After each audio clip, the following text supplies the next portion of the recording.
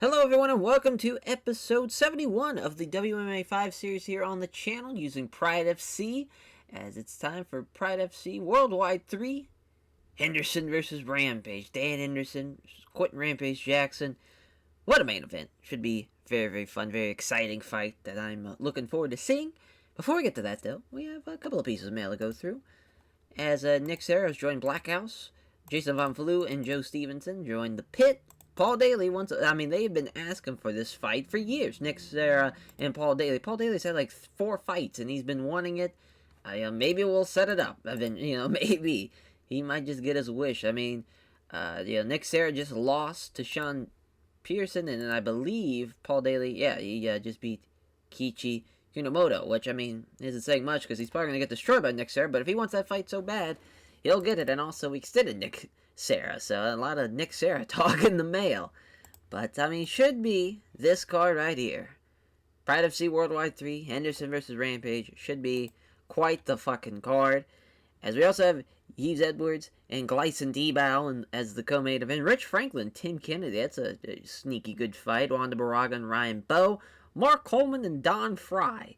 Down there on the bottom of the card, it's 2007 when you see that. That could have been up here in the co-main or main, at a couple years earlier. It was in 2001, 2002, era of Pride FC. But here we are, as Robbie Lawler and Akira Kikuchi's the opener. And then the prelims, Leo Machida taking on James Tahuna, and Shane Carwin taking on Daniel Puder, 2 fucking wrestlers. Shane Carwin is a gorilla person, so he's probably going to maul Daniel Puder. That should be exciting in the prelims. Dan Hendo Henderson, Quentin Rampage Jackson. This is the 7th time Dan Henderson's main evented a Pride event. I believe this is going to be either the 2nd time or the 3rd time that Rampage has main evented a Pride event. Because, Quentin Rampage Jackson, for those, our little history down with Rampage here, won the Middleweight Grand Prix, beat Murillo in the finals, took on Chuck Liddell. So there's at least 2 right there. I think that's it. But he might have had one somewhere else down the line, but I don't think so. I believe this is it as far as his main events go. But, it's been only a matter of time before we really slow build Quentin at this point. Being 11-4-1, 10-4-1 in Pride FC, he's a mid-level international guy. We got him, building from the ground up. He's had, his middleweight title fight. He's had one, but that was just about it. And he's still not even in the top 10, which kind of shows you how great our division is here in the middleweight division in Pride FC. Much like Dan Henderson here. Dan Henderson, former fucking middleweight champion, is 6th as far as the Pride FC division and the 8th light heavyweight in the world, 19th for pound. Coming off a 3-fight losing streak, lost to Frank Shamrock at total elimination 2005, losing his middleweight championship. He lost to Anderson Silva, Bushido and Osaka won, and he lost by split decision to Nate Marcotte. Our middleweight division is very, very tough. You saw it there with Vanderlei Silva. He's lost 5 straight, but he lost. One of them was to Big Nog in a dream fight, as far as, so kind of give him a little bit of leeway there. But it's a tough road in the middleweight division to get to the top. But these 2 men are looking to get their way there. As this should be very, very exciting. And first time they have fought, Quentin's going to have a significant weight advantage, but it looks like it's not going to matter because the betting lines have Dan Hendo Henderson as a big favorite to win this one, 7-0 on the Blurcat staff picks. As Yves Edwards taking on Gleison Tebow. Edwards is the 13th ranked lightweight in Pride. Gleison Tebow's 20th, which is crazy to think. He went on the lightweight Grand Prix run, and the lightweight division was launched, and now he's kind of fallen by the wayside a little bit, but this could be the fight to get him back into glory. Gleison Tebow is 3-2. Pride FC's already had 5 fights, and the division's only been a thing for 2 years, so that's just kind of crazy. 2 split decision wins, lost to BJ Penn in the finals, then lost to Takanori Gomi, beat Thiago Tavares, which was very poor. He's had an awful fight, a very poor fight, so it's not really going his way as far as fight ratings go. But I think he can turn around here with this fight with Yves Edwards, as Yves Edwards, making his Pride FC debuts, 20-9. He's the 18th lightweight in the world, 13th in Pride. He's coming off a win against Dwayne Ludwig at UFC 84. As he lost to Luis Firmino and Dean Thomas before that. He's also lost to Josh Thompson, but he's beaten Yumino Sato. He's beaten Jackie Manson. He's also beaten Dean Thomas before, but he's also lost to Scott Hines and Jens Pulver. So that's just kind of where he's sitting at. He's also beaten Wanda Braga, looks like. That was UFC 30. That was right when basically the first year of the mod. That's just kind of crazy. As he has been booked up ever since then. He's had multiple fights throughout the years. Good on him. That's getting a nice, great record there. I mean, this should be. I think it's gonna be an interesting fight. Gleison, is not really looking to finish a fight. I think he's looking to take it to the distance, but we'll see. Maybe Yves Edwards can knock him out or get a submission or something. Rich Ace Franklin taking on Tim Kennedy. Poor Rich Franklin. I thought he was going to skyrocket up into the top kind of part in the middleweight division, but kind of like Quentin Rampage Jackson's kind of been on the outside of things. But Tim Kennedy right now, Kennedy's on quite the tear, 3-0 in Pride FC, just beat Guy Metzger. Really the biggest win is against Keith Jardine. He's had mainly been at America Bushido cards. You see there, America Bushido 8, 10, and 12. He beat Benji Radish at an M1 show, so he's got that over his, that on his belt. But another middleweight that's kind of more looking for that rear naked choke. Said that a couple of wins go his way that way, but it's 2 split decision wins too. So another kind of middleweight that's looking to go the distance. But Rich Ace Franklin, he's 8-4 in Pride FC. He's got a winning record, 12-4. He's beaten some names. He's beaten Kazuchi Sakuraba. He's beaten Rodrigo Hus. Lost to Quentin Rampage Jackson. But other than that, Alan Goes. That was at Pride 16. That was his debut. Beat Flavio Luis Moura at MFC. He's really there for the beginning of the mod. He was knocking people out. He hasn't really got a knockout win since 03 with Masakatsu Funaki. But maybe, something will go his way here tonight. He's really been... it's been a while since he's been here in Tokyo, at least, or Kanto for the game-wise. But, it's... Last time he was there was Pride 28 at High Octane in October 2004, so that's fun to see there. Tim Kennedy's won 3 of his last 5 fights by decision, and the Blurcat staff picks have him 7-0.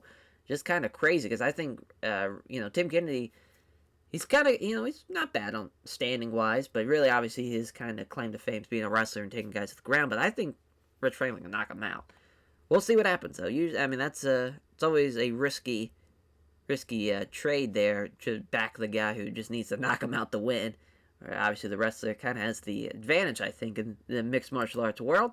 It's Wander, the Crusher Baraga, taking on Ryan Bowe. Baraga trains at Gracie Jiu-Jitsu Academy, as Ryan Bowe has an overall record of 1-0 against other members of that team. Baraga is the 12th ranked lightweight in Pride FC, and Ryan Bowe is 23rd. Both guys haven't won in a hot minute. Ryan Bowe hasn't won since September of 04. Baraga since February 2005, rather. Juan Baraga 0-2 in Pride FC. Not a great start, but they were against BJ Penn and Mino Sato, so 2, big time lightweights. He's beaten Jackie Manson, and I think that's it as far as names that I see that have been a part of Pride FC. So, he's lost to Joe Stevenson, who's now part of Pride FC, Joe Hurley, and Yves Edwards and Scott Hines. So that's not looking good for Wanda Baraga, being the 14th lightweight in the world and the 12th lightweight in Pride FC. But I think here against Ryan Bowe, he's probably going to kill him, which poor Ryan Bowe, starting off 0-1. It's been a hot minute since he fought, obviously. September of 05, losing to Jockey Manson. He lost to BJ Penn at King of the Cage in December of 04. As well, I think, as far as he lost to Cristiano Marciello in June, and he's beaten Roller Gracie. That was at a Japanese large local show, as far as probably the biggest name he's beaten. We'll see. It's probably not going to go his way, if I had to guess. I'm assuming Wanda Braga's going to kill him, but who knows. It's Mark the Hammer Coleman taking on the Predator Don Fry. So this is their 4th time they have fought, which is fucking crazy. Oh, no, this is the 3rd time they fought. Excuse me. As this is the 3rd time they fought. Mark Coleman has won every fight so far. He's 2-0 against them. They last met at Pride 11, Battle of the Rising Sun, back in 2000. Mark Coleman won by unanimous decision, as Coleman has won 3 of his last 5 fights by decision. And really, both guys obviously getting up there in age. They're, Don Fry's 41. I think Mark Coleman is 39 or 40. As Don Fry hasn't had a As Don Fry lost to Alexei Olenek to at Pride FC's Critical Countdown Absolute during the Heavyweight Grand Prix. And it's kind of crazy he's lasted not only this long, considering how he started off not on the best of footings there. The fantastic fight with Ogawa at the Grand Prix finals. Lost to Mark Coleman as at Pride 11 Battle of the Rising Sun. And he lost to Mark Coleman in real life at UFC 10, the tournament. And then he lost to Andrei Arlovski at Raging Rumble. But then he started getting some wins. Obviously, doing the Takayama fight. Got his sails back. He got the wind under his sails again. And then Oleg Takartov at the first ever American Bushido, knocking out the Russian on the USL. It really has been used on American Bushido cards up until the Heavyweight Grand Prix. But he's back after being gone since August of 06.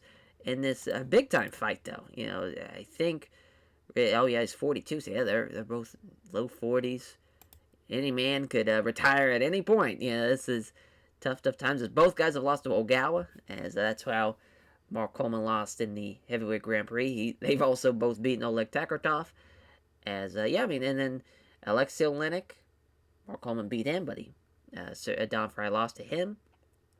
If it wasn't for the Ogawa great fight with Ogawa, his recent fights would not have been doing too hot. He's had back-to-back pours, and he had a very poor against Heath Herring at the first American Bushido card.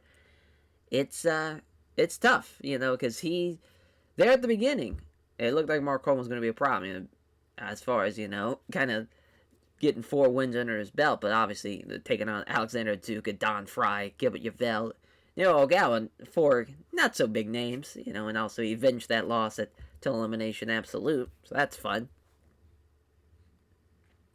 But, it should be probably, Don Fry's going to probably keep it standing, and Mark Coleman's going to try to take him down, lay on top of him. But the Bullet Cat Step picks, it's close, 5-2, with Don Fry having the slight advantage. It's Ruthless Robbie Lawler taking on Akira Kikuchi. Robbie Lawler's won 4 of his last 5 by knockout. Robbie Lawler is the 21st ranked welterweight in Pride FC, and Kikuchi is 23rd. Robbie Lawler has not won since December of 04. That is a long-ass time, but that's probably a while since he's fought. Because, yeah, it was. He fought in 2005. He lost to in his Pride FC debut against Chad Saunders in a minute 29 to a Kimura. He, UFC signed him right out of the gate when he debuted, and I was just like, let's have him go to the UFC and get some wins on his belt. We'll scoop him up after he has his tenure there. Does not go well, though. He wins his debut, and he loses 3 straight to Nick Serra and Chris Lytle there at the end. And then he's been on the local show circuit, won 3 straight against local fighters. Then he won another 3 more at one at the large local show, and then an M1 show. But he's had good and great fights ever since then. He's an entertaining fighter, so it should be quite entertaining, though. I think he's going to look to knock out Akira Kikuchi, who is 2-1 in Pride FC. Beat Luis Santos at the first Bushido in Osaka. Lost to Jake Shields at Pride 31's Unbreakable. Then he beat Nick Diaz. And what was an upset at Pride FC's Shockwave 2006 show. See there, the upset was plus 150 against Nick Diaz. So we'll see what happens. He's beating KJ Nunes. He's lost to Chad Saunders. So they both have that. And he lost to George St. Pierre Pancrase. That should be a pretty entertaining opener. That looks like Robbie Lawler is going to get the win. He's got the significant weight advantage. It's Tom B, the lone backer of Akira Kikuchi. So our prelims, Lyoto the Dragon Cheetah taking on James Tahuna. Pride FC debut for James Tahuna, as he's probably going to get destroyed by Lyoto Machida here. That's a tough debut, as Lyoto Machida 3-1. Hasn't had a win since 05, as a split decision win against Yuki Kondo. Him losing to Masato Yano was tough, but he's back in Japan at least, so that's nice for him. As he's been a couple of Brazilian Bushido events. It's nice to maybe try to get his popularity up in Japan. James Tahuna, 7-4, has spent, he lost his debut fight in rings, but he won 2 straight here, and he's got a pretty good record, so I figured I might as well call him up.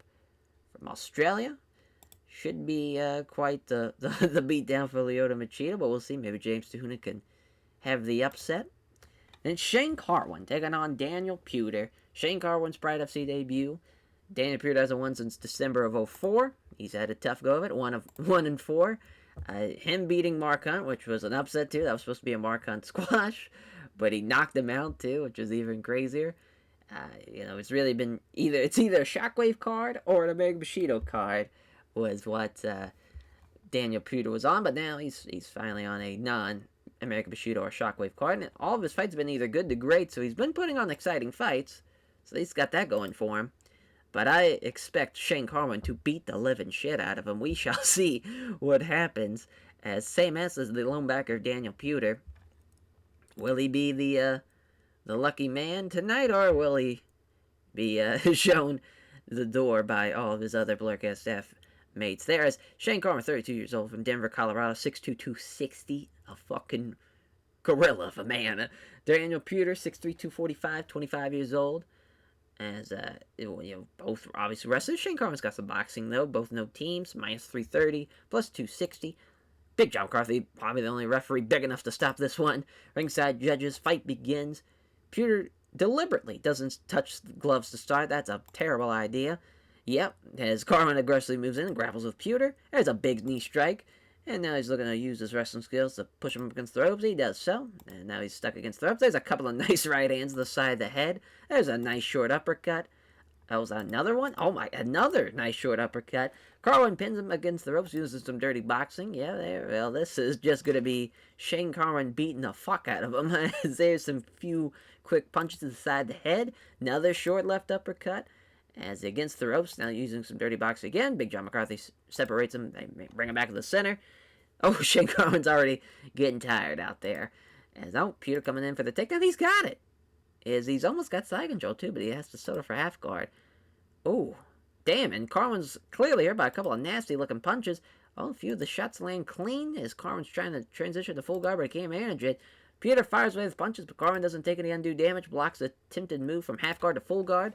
Couple of more shots that land clean. Look at Daniel Puder. Every time I throw him in there against someone's like, oh, he's going to get fucking squashed. Sometimes he'll throw an upset on me, and it's quite the... I wouldn't say it's... I don't want to say I'm rooting against him here, but it does change the plans. It makes me, as a fight maker, makes me question a lot of my decisions on making me, as far as shoving someone into like a mega push into Pride FC, I'm going to have to start avoiding Daniel Puder. He's in half guard. Puder throws a couple of punches designed to keep Carwin guessing. Carwin tries to get full guard on Puder, but doesn't get away with it, though. As Puder throws a few strikes without venom. He's trying to get his leg free. He does so right from half guard to mount. Oh, no. This is going to be a fight ender here. There's several big shots. Oh, no. Carwin is staying alive. Wow. As he's trying to pound on Carwin, but none of the blows have anything degree of power. He's trying to sweep. That ain't going to happen. Carwin's shit off his back. As he blocks attempted move from moves him from mount, but he blocks it. Daniel Puder fires away with punches, but Carwin doesn't take any undue damage. Again, blocks a sweep, fires away, but doesn't do much damage. Carwin's blown up at this point. There's some right hands. Tries to sweep him again. It's not budging Daniel Puder. Pounds away, but Carwin doesn't drop other strikes. Now he's trying to wiggle up to half guard. Not happening. He's going to load some right hands as Carwin now deals with him comfortably. That's the end of the round. Wow. Well, Daniel Puder absolutely dominated him. As after he, once he got that takedown, it was all she wrote for Shane Carwin in that round. That is very impressive of Daniel Puder. Wow. There we go. Second round, right out of the gate. Takedown. Can't stop it. Look at the pass guard and game better position. He's got side control fairly easy. Looking for the mount. He's got it. Some big right hands, some more. Now he's struggling to cope, and he turns up and gives up his back. There's some more shots on Carwin. There's a few clean shots, but not many. Now he's got both hooks in, looking for the rear naked choke, and he's got it. My God, what an impressive fucking win for Daniel Puder. Poor Shane Carwin losing his debut. Yeah, I mean, Daniel Puder, the man has incredible fights and can get these upset wins like that. He is a problem in the heavyweight division. Even though his record's 2-4, if it's close like this, where the betting lines are in the 200s, 300s, he can get an upset. Especially kind of, Mark Hunt was more of a striker, so figured that with Shane Carwin, both being wrestlers, I figured it'd kind of be more of an even footing. Oh no, Daniel Puder destroyed him. Wow. As Daniel Puder thanks all of his sponsors for backing him, also thanks all of his family, friends, and supporters. He is asked who he'd like to fight next, and he answers that he thinks a fight against Don Fry would probably be a good contest. We'll see how Don Fry does against Mark Coleman, and that might be a reality. As Lyoto Machida Lyoto the Dragon Machida taking on James DeHuna, 7-4, 3-1. Karate style of Lyoto Machida boxing wrestling from James DeHuna. Abiani Combat Club, Damian Maya Jiu-Jitsu, minus 290, plus 230. As Yuji Shimato's a referee, ringside judges. DeHuna looking significantly bigger. I figured that was going to be the case. Because James DeHuna, he weighs in probably 205 here, but he's probably looking around like 225, maybe even more, whereas Lyoto Machida's probably 215, 220. Round one begins. Maybe he stays at 205, though. Huna's moving forward constantly. James DeHuna pressuring Machida, which there's two counter jabs. There's a left jab, but Machida avoids the big right. Stepping forward, looking to unleash. There's some more left hands on the counter. Jab is wide. He scores the right cross, though. DeHuna still pressuring him. There's a jab in the exchange. Connects with a big jab, but Machida evades the big punch. As DeHuna comes forward. Machida firing off a counter jab. DeHuna throws a 1-2, but Machida was equal to it. Exchange of strikes doesn't go anywhere, though. Machida lets DeHuna step in and engage. Neither fighter can manage to find the target in the exchange of strikes, as Machida deals with two punches without issue, with his guard remaining solid. There's a fail on the leg kick attempt from Lyoto Machida, moving forward again. DeHuna ready to push the pace. He misses the right cross, leaves himself open for a counter. There's Machida with a left hook. And Machida doing a great job as far as counter standing-wise, doing a really good job. There's another counter jab after the big right hand misses from DeHuna. A leg kick that narrowly misses the target. Stepping in, DeHuna looking to engage.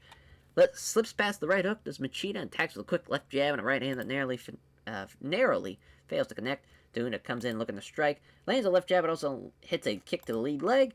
Lands a quick punch, but misses the roundhouse kick to the body. DeHuna moves in to strike. Uses the left jab, but can't hit the right cross. As quickly throws 3 punches, and 2 of them land, and then hits a left roundhouse kick to the body. The fighters go toe-to-toe with strikes, but the flurry ends without any really damaging shots there. DeHuna rolls his shoulders to relieve the little bit of tension that's built up, then moves forward. DeHuna comes in and engages, slips past the right hook attempt, does Machida, and attacks with a left jab and a right hook. They go toe-to-toe with strikes, but the flurry ends without any really damaging shots. DeHuna comes in looking to strike. He misses the right hook and gets a counter with a brace of jabs that are followed by a left kick to the rib cage, as DeHuna is now slowing down a little bit as he's starting to get into the gas tank now. Stepping in, DeHuna still looking to engage. Machida showing good head movement, bobbing and weaving past 2 punches, misses the low kick. Again, Machida lets DeHuna step in, uses the left jab and misses the right hand. Misses the left jab but connects clean with the right hand. Again, he's ready for the counter. Machida doing a great job as DeHuna misses the big right hand, putting him off balance, allowing Machida to attack with a quick left jab and a head kick. Comes to look forward, looking to attack as he misses the right cross. Another counter from Machida with a quick kick. As he's looking at, Machida just is destroying him off the counter. There's a stalemate as both fighters throw but fail to land anything. As James DeHuna can't catch him. He's too big. Machida's too fast for him to just slip away from punches and bob and weave his way out of stuff. There's a leg kick that's easily checked. Does DeHuna check that as steps in looking to strike. There's a left hook, though, from DeHuna, as there's a left jab and a leg kick. Still moving well, but it's definitely breathing a little deeper now as Machida steps in. Watched all the way by Machida. There's a burst of strikes, but neither fighter gets caught. As Machida, again, deals with 2 punches without issue with his guard remaining solid. He's off target with a jab, but also misses the spinning back kick. As, again, Machida's watching him as he slips past the right hook attempt and attacks with a jab at a solid right hand. Exchange of blows comes and goes without either fighter really landing anything damaging and significant, as Machida lets DeHuna step in ready for the counter. As he misses the right hook, leaves himself wide open for a counter with a brace of jabs, and they're followed by a stiff kick to the head, and that finds its mark, and he knocks him down with that head kick. Will he finish him off? Will he be saved by the bell? We shall see, as he's pounding away. DeHuna is barely able to offer any type of defense. Referee's forced to jump in and stop the fight there with 38 seconds left in the first round. Lyoto Machida is your winner in an average rated fight. 4-1, though, is Lyoto Machida. 7-5 is James DeHuna. The debuts for the prelim guys don't go their way. But Lyoto Machida is a problem. Thanks, everyone. Lyoto Machida thanks everyone connected to Damian Maya Jiu-Jitsu for having him prepared for the fight, and also sponsors for supporting him financially. Lyoto Machida gives a show of respect to his opponent. Is our main fight now. Our first main fight, the opener. And it is Ruthless Robbie Lawler taking on Akira Kikuchi. 7-4, 11-6. Mixed martial arts. Wrestling judo, rather, about the wrestling jiu-jitsu, Takada Dojo, Caesar Gracie Jiu-Jitsu, both at minus 110, 5'11", 183, 5'8", 183, so Robbie Lawler's got a couple inches on him. As this should be quite the exciting welterweight fight. Big John McCarthy's back out there for refereeing this contest. The ringside judges. Lawler may have weighed in the same as Kikuchi yesterday, but he's now clear that has a significant weight advantage now. Roar from the crowd as Kikuchi enters. He's from around here. Here we go. Touch of gloves. Lawler uses the left jab, but finds something about on the big right. Can't hit the setup left jab. Hits Kikuchi with the beauty of a straight right.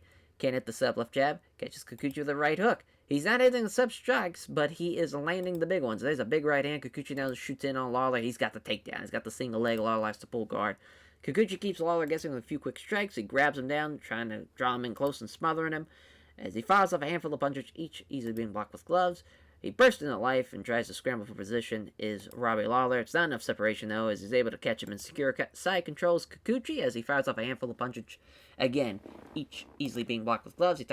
He takes that opportunity to manage to get and pull half guard. As Kikuchi's beginning to try to get his leg free from half guard. He passes half guard, but he can't secure side controls. Lawler again starting the scramble. So Kikuchi's up first, quickly grabs him, pushes him against the ropes. Now looking for a judo throw, and he's got that too. Wow, Kikuchi doing a great job of these takedowns. Lawler's back down on the mat, and he's got his back, and he's got a body triangle. This is not looking good for Robbie Lawler. He is clearly hurt by a couple of nasty-looking punches. He's got the hooks in, looking for the rear naked choke, and oh no! He's in big trouble. And he's refusing to tap out, though. Goddamn, he's going to get choked out. And he goes limb. The referee has no choice but to end the fight. And dear God, Robbie Lawler, what a fucking savage. Even in defeat, not tapping out. Just rather go limp than tap out there, Kikuchi. What a big win, though. And that was rated fantastic. Wow. Yeah, tactical submission.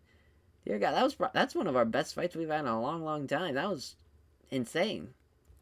My God. Robbie Lawler losing, but valiant effort, though. 12-6 is now Akira Kikuchi.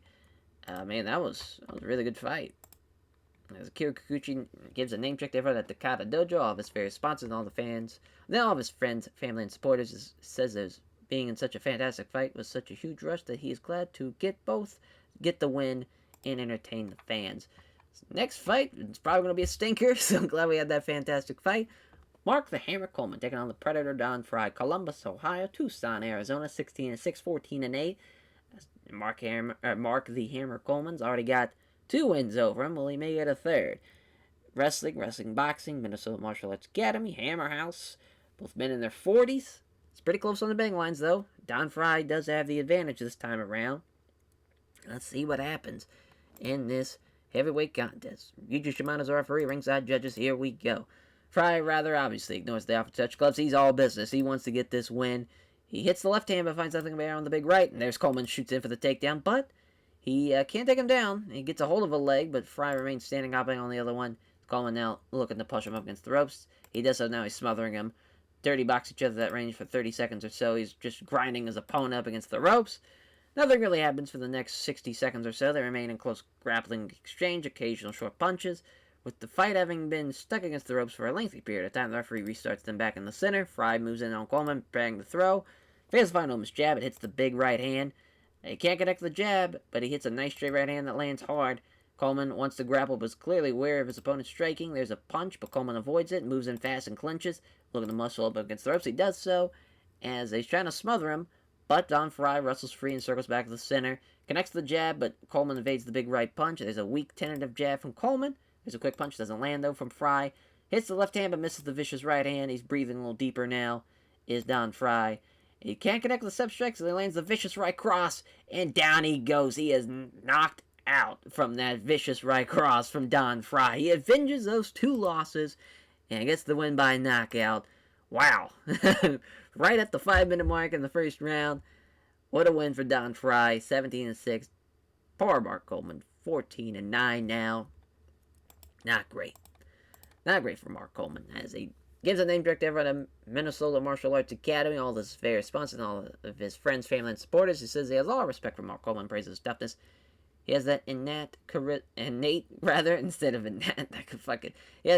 charisma that allows him to get good reaction during these interviews. As Wander, the Crusher Baraka, taking on Ryan Bowe, 20-7, 12-7. Someone's gonna have maybe an 8, or maybe it'll be both have 7s with a draw. As I'm assuming Wander Baraka's gonna get the win here, but you never know. Rio de Janeiro, Brazil, Tokyo, Japan, 5'5", 160. Ryan Bowe just a little Hello, fella. Short King. Wanda Braga, 5'8", 161. Brazilian Jiu-Jitsu style, Shudo style, Gracie Jiu-Jitsu Academy, Presta. It's good. I mean, this is, will Wanda Braga finally get his first win in Pride FC? We shall see. Hideki Nagumo's our referee, ringside judges. They both weighed in the same yesterday, but at yesterday's weigh-ins, but Braga clearly has a significant weight advantage now. Fight begins, they touch gloves, they come together in a clinch. He wrestles way into a dominant position. Does Braga, now looking to push him against the ropes. He does so. He's got complete control. Looking for the takedown. He's got the trip takedown. It's a great inside leg trip. Now he's left in half guard as Braga starts trying to work to get out of the half guard into a better position. He can't get past his half guard, though. Trying to sweep, but he isn't going anywhere either. Keeps Bo guessing with a few quick strikes. Looking to get into a better position. He does this time, though. He's got side control. Throws a few right hands, was mainly just trying to catch his breath. He blocks Bo as he tries to transition the guard. Now looking to go from side control to mount. He can't quite get it. As he's trying to pull guard on Braga, doesn't get any with the attempt. There's a few strikes, so they're outfit him. Tries to transition the guard, but he can't manage it. Throws a few weak-looking punches. Decides his next move. He's looking for mount again. Ryan Bo was ready for it, though. Starts to scramble. Halfway point in the first round. As the scramble sees Bo up first, he's only to be grabbed almost immediately up against the ropes. Now looking for another leg sweep. He's got it. As Braga is,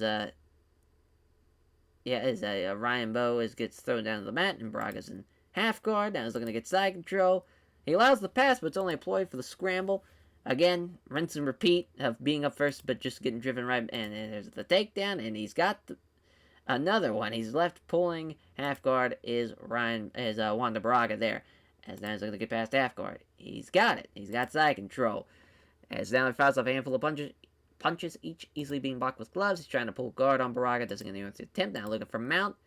As he loses control momentarily as he tries to get the mount, and the scramble begins as Ryan Bo is just on his back pulling guard, so nothing really changes. Some minor strikes. Ryan Bo looking for an armbar. Braga defends it, looking to get past the guard again, but Bo keeps him in guard. Throws back to, as he throws out some punches, does Ryan Bo for the bottom, but Braga leans back to avoid them, and that's the end of the first round. Wow. You know, it's kind of sad that Wanda Braga has finished him, but fair fucks to Ryan Bo of stopping him on a lot of his passes. I mean, not a bad fight, though. You could hear some of the boos from the audience. They weren't impressed with that round. Oh, yeah, I mean, it was, especially compared to some of the fights we've had earlier. It's not looking good for him. I think we're finally at the point where we can get a third round for all these fights. So that's exciting. So we're finally in that new era of Pride FC I've been wanting. It just took a couple of months, but we're finally here. Both fighters, when they get in close and they get into the clinch, Braga's the aggressor, trying to muscle him against the ropes. He can't manage those. Bo fights it off. Braga trying to push Bo up against the ropes. He does so. Looking for a sharp trip. He's got it. As again, he's back in half guard. Looking to get out of half guard. Struggles, but cannot find a way past it and remains stuck in half guard. Jesus Christ, Braga. Braga blocks Bo as he tries to transition the guard. He's trying to get out of half guard. Doesn't let him get free. We're just at a stalemate now. Blocks him again. As halfway point in the second round. Throws a few weak-looking punches. Decides his next move. He's trying to get out of half guard. But Bo is keeping him there. And Ryan Bo can't do anything from them. Finally, Hideki Nagumo stands him back up. Minute left. They clinch. Braga seems to be the aggressor. He tries to pick him up on his shoulders for a slam. And there's a big fucking slam. As Ryan Bo has to pull guard yet again. But he can't get past his guard. Even after the fucking slam takedown. As he throws out some punches, Ryan Bo does from the bottom. But Braga avoids him. So yeah, what a boring-ass round that was. Yeah, so, I mean, this has been the shits. Our last round, both fighters want to get in close. They get into the clinch. Braga's the aggressor in the clinch, trying to push Bo up against the ropes. He does so, looking for the trip takedown, and yeah, he's got it again. Well, at least he's in side control this time. Now looking to get mount. Loses the control momentarily, tries to... Oh my god. Bo is somehow on top now, with Braga pulling half guard. Let's see what Ryan Bo can do from the top. As he does a little in the way of damage so far. Shrimps out of half guard all the way back to full guard. So even... Oh my... Well, perhaps aware of the submission, Ryan Bo keeps extremely tight to Braga, peppering him with short strikes. And now he's applying a double underhooks and keeps Ryan Bo from launching the attacks. Halfway point. Still, clearly very worried of the submission threat from the bottom is Ryan Bo, as he keeps very tight to Braga, peppering him with short strikes.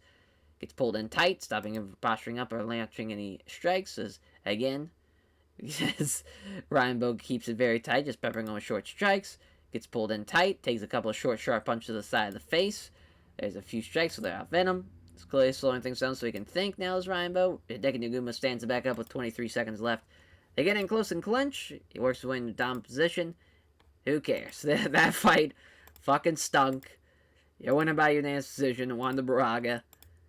I can't believe it was rated average. Like, that fight stunk. So, at least WMMA 5 is a little bit more lenient towards that fight than I was. Wanda Braga thanks everyone connected to Gracie Jiu-Jitsu Academy for helping him prepare for the fight, and then his sponsors for supporting him financially. Wanda Braga gives a show of respect to his opponent there. Moving on, Rich Ace Franklin takes on Tim Kennedy on the next fight. 12-4, 12-3, very similar records. Kickboxing, wrestling, mixed martial artists. San Luis, California, Cincinnati, Ohio, 32 years old, 6'1", 205, 27 years old, 5'11", 205. The Pit, American Top Team, plus 230 for Rich Franklin, the underdog, minus 290 Tim Kennedy.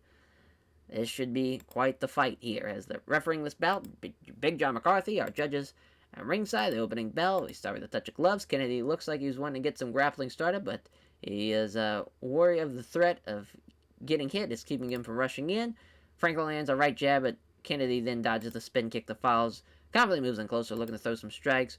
As moving in behind 4 quick punches, 2 of them finding a home, and then scores with a lovely left head kick, and he is rocked by that last shot. He backs away, covering up, looks very unsteady now. There's a big flying knee, and he knocks him down with that one. Oh my fucking god. No, Rich Franklin knows this is the golden opportunity that he needs, and quickly pounces on Kennedy, looking to finish the fight by raining down punches, and he is just pounding away. Kennedy's in serious trouble, as judging by the body language there, Franklin may have broken his hand while pounding away. Oh my...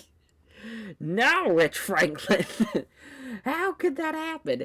You knock him out with the knee after the wobbling with the head kick, and now you break your own hand by trying to finish the fight. Tough for Tim Kennedy there. That's a tough bastard to withstand all that and still break Rich Franklin's hand with his face. That's going to be some major problems for Rich Franklin. Now looking for Kimura. Kennedy blocks it. Tries to move the guard, but Franklin doesn't allow it. Franklin pounds away at the left hand with the left hands, but doesn't do much damage. Tries to transition the guard, but he can't manage it. Looking for an arm triangle. Kennedy doesn't allow it. Blocks Kennedy's. Tries to transition. Tries to pound on Kennedy, but all the blows the company dealt with. Blocks Kennedy again. Pounds away, but Kennedy calmly deals with him. Blocks again. Standing back up, thank God. Again, Kennedy very warily of Rich Franklin standing after getting knocked the fuck out there. But he's still in this fight. Fair fucks to Tim Kennedy after getting that huge flying knee. There's a quick punch, doesn't land it though. Comes in, grabs Franklin in the clinch, trying to wrestle him against the ropes. He does so. Now he's got him stuck against the ropes, using some wrestling skills to prevent Kennedy from applying any dirty boxing. As showing his ability to control opponents, Kennedy now simply smothering Franklin against the ropes. Doesn't matter, you've lost the round. If you're going to have to knock him out or do something to win this round, or obviously win the fight at that point if you're going to knock him out, but you're going to have to do something a little bit more than just control him against the ropes. Next minute or so, they see each other hitting each other short punches at that position. Short punches, rather, at that position. As referee Big John McCarthy thinks it's been a little too little progress and brings the 2 fights back into the center. There's a takedown attempt. Franklin with a great sprawl, steps back away from safety. As he fails to find on the jab, there's a left cross, throws a punch, but Kennedy avoids it. Seizing that chance and grabs Franklin into a clinch, looking to muscle him against the ropes. He does so. And now there's a sharp right to the ear. Oh my, as he exerts total control, keeping him smothered against the ropes. They spend the next minute or so in that position, hitting each other with short punches of the body and the side of the head. There's some dirty boxing skills from Tim Kennedy, as Franklin using wrestling to prevent any strikes from being landed, though. Minute left in the first round. Big John McCarthy has to separate him again. There's a right jab and a left hand. As clearly wants to get close enough to grapple, but again, he cannot do it, as it is wary about getting hit. There's a nice jab, and there's a left hand. There's a jab, hits home from Franklin, hits the left hand, and that is the end of the first round. Yeah, Rich Franklin definitely won that fight, or won that round. That was a hell of a start. I can't believe Tim Kennedy didn't get finished there, but fair fucks to him. They still got 2 more rounds to go. Maybe Tim Kennedy can end up winning the second and third round in some type of decisive fashion, even though I don't think he's going to knock him down or anything. Who knows? We'll see. There's a takedown attempt. Gets defended again by Rich Franklin, doing a great job, but he's left hopping on one leg. He's not going down, so Kennedy pushes him up against the ropes. He remains there. Yeah, I mean, he's going to wear him out against the ropes. And he's trying to get some dirty boxing. There's Tim Kennedy, as he's showing, again, a complete exertion of control, as he's smothering him against the ropes some more. They remain there for a bit of a stalemate. The referee breaks it back up. Franklin's now starting to slow down a little bit. It connects a jab, but misses the left body kick. There's a right jab, and there's a spinning back kick to the chest. The jab is wide from Franklin, and it's a body kick. As he can't connect the step strike, so there's a nice left hook on Tim Kennedy. As there's a minute left in the second round, comes in looking to strike. As he connects the nice jab, and there's a great high left head kick. And he looks unsteady again on his feet. Is Tim Kennedy. He retreats, tries to cover up, and that last blow has definitely rocked him. He winds up back against the ropes. And there is a crunching head kick, and he knocks him out cold. Wow. Rich Franklin. Impressive. I mean, it's kind of crazy that he was that much of an underdog. I believed in the man, but it's that was a hell of a fight, though. Rich Franklin tried to make that as entertaining as possible as Tim Kennedy facing his first loss in Pride FC. Now he's 12-4. Rich Franklin 13-4 now. What a nice win for him.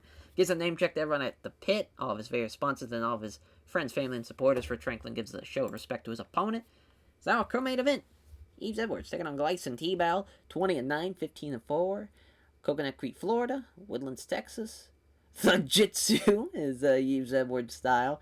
Brazilian Jiu-Jitsu is Gleison Tebow's style. No team for Yves Edwards. 5'9", 161. 5'9", 161. 23 years old, 30 years old. Yves Edwards has Militich Fighting Systems for Gleison Tebow, plus 160, minus 210. Hideki Nagumo's our referee, ringside judges. Here we go. Edwards throws a quick punch, doesn't hit it though. Doesn't trouble his opponent with a combination thing on the body kick as Gleison Tebow gets a hold of him, trying to muscle up against the ropes. He does so. Now he's going to pinch. Got another wrestler looking to just maintain control. Here's Gleison Tebow just keeping him stuck against the ropes. They remain there, hitting each other with short punches for about a minute. Looking to trip him down, this Gleison Tebow, but Edwards defends it well. Can't seem to work past Gleison Tebow's control there. He's trying to work his way free, but he can't. Looking for the takedown again. Edwards stops it. Third time's a charm? No. Edwards again stops it. Can't seem to work his way free still. Now he's looking to go down low, grab both legs, and he can't get that either. Wow. As now he blocks him, does Edwards, and turns around, so now his back's against the ropes. And there's a hard stomp to the foot on Gleison Tebow. Another hard stomp. Vicious foot stomp. Tries to foot stomp him again. This time Gleison Tebow puts him off balance and now turns him to now he's got control again. Looking to smother him against the ropes. They remain there, hitting each other with short punches for about 30 seconds. Hideki Nagumo brings back to the center. There's a jab and a right hand. Second half of the first round. Jab is wide, but there's a sithering kick to the legs of Gleison Tebow. Takes a chance and grabs Edwards into a clinch. Tebow looking to push him against the ropes. He does so. Now he's going to pin, showing his ability to exert control, smothering him against the ropes. Some close quarters dirty boxing for the next 30 seconds. He's not going to break free. Gleison Tebow has a hell of a grip on him. Has a dirty box at each other at that range for 30 seconds or so. Now looking to go down low again. Again, Edwards blocks it. Looking for it again. Oh, this time now, Edwards drops down and wraps his arms around his opponent's legs, looking to take him down that way. He does so, and he's got side control. Edwards punches down at Gleison Tebow. They're easily taking on the gloves. Tries to pull guard on Edwards, but doesn't get anywhere with the attempt. Keeps him guessing a few quick strikes. Tries to pull guard on Edwards, but doesn't get anywhere with the attempt. Fires off a few punches as he catches his breath. Tries to move to guard, but Edwards does not allow it. Unloads some right hands. Gleison Tebow deals with that comfortably, and that's the end of the first round. Wow, yeah, I mean, Yves Edwards doing a tremendous job. Even though Gleison Tebow, tried to land more shots as far as jab-wise standing. As far as, adding the foot stomps and everything else, Yves Edwards doing a tremendous job outstriking and stuffing all of his takedowns. As I will see, hopefully the next round will produce a little bit more action. I doubt it with Gleison Tebow, we'll see. Back underway for our second round. Fails to land with a combo, then ended with an attempted roundhouse body kick. Now he seizes that chance to grab him into a clinch. Looking to lock his legs around his opponent's waist. Looking to bring him down. He's got him. He sucks him down into the guard. Trying to sweep him. As Edwards blocks that. Pounds away with rights, but doesn't take much damage. Tebow tries to pull Edwards in close, smothering him, but he doesn't get that either. It's a few strikes without fit him. Trying to pass guard. He passes guard, but he can't secure side control as Gleison Tebow starts to scramble. Scramble results in Tebow getting grabbed by Edwards, gaining a waist lock. As now he's looking to take him back down. Does Gleison Tebow, but he will not go down. He blocks the takedown despite the best efforts of Gleison Tebow. Now he's stuck against the ropes. I mean, he is, 0 for 7, 0 for 8 on takedowns. This has not been Gleison Tebow's day. Looking for it again. He's finally got it. It's an outside leg trip. He's sweeping. Or no, this is fucking Edwards with the takedown. No wonder he's got it. It's a trip takedown. He sweeps him down with a leg trip, outside leg trip from Yves Edwards, sweeping down to the mat. Final minute of the second round. Edwards throws a few right hands, takes him on the plan ahead. He's trying to smother him, but he can't keep a hold of him. There's some minor strikes, bounce with right hands, does too much damage, trying to sweep, but he doesn't get it. And that is the end of the second round. Obviously, again, all Edwards is. Yeah, Gleison Tibau's going to have to knock him out, submit him, something to win this one now. Can't win it off a decision. Final round. Combo that ends with a spinning back kick fails to land for Edwards. Edwards is too slow, too, and he gets caught with that kick. Now looking to get that. Oh, he's finally got it. It took the third round, but he's got it, and he pulls guard. Now he's just going to lay on top of him. It's too late for that, Gleison Tibau. You're going to have to actually finish him. There's some right hands, but Edwards deals with them comfortably. Pulls Gleison Tibau in close. Scores with a couple short punches to the side of the head. Tibau pounds away, but fails to land anything significant as Edwards loses his guard while defending the strikes, and Gleison Tibau again is left staying in front of him. Gleison Tibau comes forward and looks to get some secure ground position as Edwards scoots backwards as soon as Gleison Tibau comes in, initiating a scramble. As Edwards manages to come out on top on the scramble, inside control. Who would have guessed that? As Edwards throws a few right hands to the body, Gleison Tibau tries to transition the guard, but he can't manage it. Looking for mount. Tibau desperately tries to fight the mount, and they find themselves scrambling for position as Tibau's up first and quickly grabs him up against the ropes. Looking to go down low. Edwards doesn't allow it. Minute left. Looking for the takedown again. And again, Edwards maintaining a solid base. Remains trapped against the ropes, so he can't get free. Looking for the sharp leg trip. He can't do that as it gets blocked, and he turns up against the ropes. There's a hard foot stomp. Another hard foot stomp, and that's the end of the fight. Wow. That not looking good. Not looking good for Gleison Tibau at all. Unanimous decision for Yves Edwards there. Oh, no. Oh no. Wow. Gleison Tibau, split decision. God damn it, judges. He outstruck him. He got all of his takedowns. Gleison Tibau, I get it. He was, I hate that shit, man. Sure, he tried 11 takedowns. He was maybe, pushing the fight or whatever, and was controlling him against the ropes. But fuck. You can't win the fight going 1 for 11 on takedowns and being outstruck. You can't. You fucking can't. It just can't happen. And he was also passing on the ground was Edwards. That's tough. That's tough. Well, that's why they say don't leave it in the fighters, or don't leave it in the judge's decision. That is tough. What a poor fight, too. Gleison Tibau thanks all of his sponsors for backing him, and also thanks his family, friends, and supporters. Gleison Tibau says it was a tough fight and gives a show of respect to Yves Edwards. Our main event, Dan Henderson taking on Quentin Rampage Jackson. Private middleweight division, 15-6, 11-4-1, 28 years old, 36 years old. Apple Valley, California, Nashville, Tennessee. 6'1", 205, 6'2", 205. Greco-Roman wrestler, obviously Dan Henderson. Wrestling, boxing, Quentin Rampage Jackson. Team Quest, no team though for Quentin Rampage Jackson. We really need to get him on a team. Plus 330 for Quentin Rampage Jackson. So he does have. This has been a couple of underdog upsets so far. With Tibau and with Rich Franklin and also Daniel Puder. This has been the night of upsets. Can we have a big one here in the main event of Pride FC Worldwide 3? We shall see. Big John McCarthy's the referee, ringside judges. Jackson may have weighed in the same as Henderson, but he's clearly has a significant weight advantage now. I'm sure he's at 225 or something now. Round 1 begins. They engage in the center. Jackson hits a good right hand and connects clean with the right hand. Does Dan Henderson. Keeps slightly out of range, looking at a chance to dart in and start wrestling. He lands a left jab, but Henderson avoids the big right. Jackson comes forward. There's a pair of jabs in exchange from Henderson. There's 2 quick punches. Doesn't hit either of them, though. Comes forward, and the 2 fighters exchange strikes. Tries to hit a jab, but misses. As he can't connect with a jab, but he hits Henderson with the beauty of a straight right. There's another right hand after missing the jab. Shoulders hunch. Henderson studying his opponent, looking for an opportunity. Both fighters come together and strike. He tries the right hook, but misses as Henderson. Jackson misses the right hand. There's a quick punch. Doesn't hit it, though. With a clear opportunity now, Dan Henderson is able to move in fast and clinch with him, but he can't keep control of Jackson in the grapple, soon being pushed around. Looking for a rampage slam, and he's fucking got him. Oh my god. That is a giant man to slam. Jackson slams him down, ends up in guard. Doesn't posture up, though, perhaps aware of the submission, instead using small strikes while keeping his head on his opponent's chest, trying to sweep Jackson, but he can't do it. For the moment, Jackson is content just to throw a couple punches to the body. As Henderson tries to sweep Jackson, but doesn't get anywhere with the attempt. Jackson fires off a handful of punches, and each easily being blocked with gloves. Fires off a few punches. does Jackson, is clearly again worried by the submission threat. Jackson's keeping it very tight to Henderson, peppering him with short strikes. As he leans back to avoid a couple of wild swings from Henderson. As now Big John McCarthy's going to stand him back up. And now Rampage is looking to close the distance, obviously looking to strike. He fails to find him his jab, but there's a big right hand, initiating exchange of strikes. Henderson tries to hit the jab, but misses. Throws two quick punches, but doesn't hit either of them. Can't hit the step left jab, but again, there's a big right hand. He's landing a lot of big shots as Rampage, but Henderson, he's got a fucking jaw on him. He is staying with it. He's got a fucking mega chin. He is a savage out there. Two Cabans meet in the center, and they start to strike. He misses the right hook, gets countered with the right cross. Two Cabans meet in the center, and they start to strike. Henderson misses the right jab, allowing Jackson to counter with the left hook. As the two Cabans meet in the center, and they start to strike. Slips past the hook to Rampage and counters with a nice right hook. The two fighters engage. Using a left jab also lands the nice right hook, and Henderson now landing a nice right hook. They come together, looking, as Jackson comes forward, looking to force a strike exchange. There's a counter left hand from Henderson.